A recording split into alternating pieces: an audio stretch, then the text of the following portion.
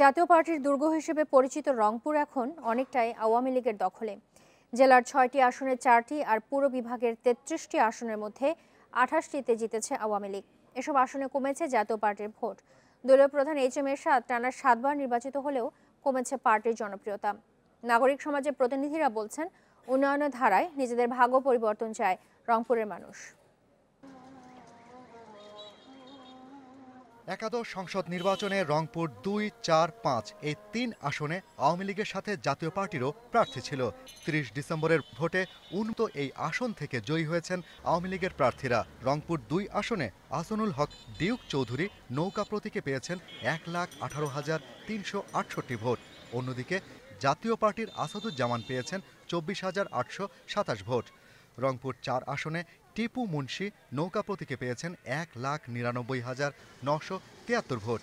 অন্যদিকে লাঙ্গল প্রতীকে সেলিম বেঙ্গল পেয়েছেন 7,343 ভোট। আর 5 আসনে মিঠাপুকুর থেকে জাতীয় পার্টির ফখর উজ্জামান জাহাঙ্গীর পেয়েছেন 12,509 ভোট। অন্যদিকে এই আসন থেকে আওয়ামী লীগের এইচ.এন. আশিকুর রহমান পেয়েছেন 2,44,758 ভোট। বাকি রংপুর 1 ও 3 আসনে আওয়ামী লীগের একক প্রার্থী না থাকায় জাতীয় পার্টির প্রার্থী জিতেছেন বিপুল ভোটে।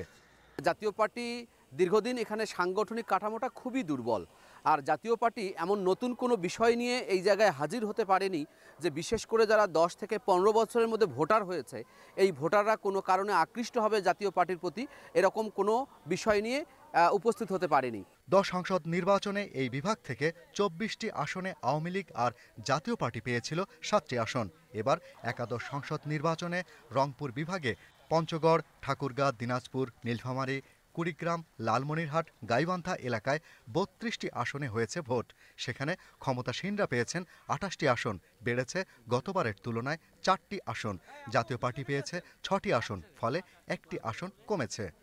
উন্নয়নের যে ধারাবাহিকতা, এটা আঞ্চলিক দলের পক্ষে এটা তো উন্নয়ন দেওয়া সম্ভব নয়, বরাদ্দ দেওয়া সম্ভব নয়, কোনো কিছুই তাদের পক্ষে সম্ভব নয়। কেন চাইতে গেলে আবার ওই ক্ষমতাসীন দলের কাছেই চাইতে হবে তাদের।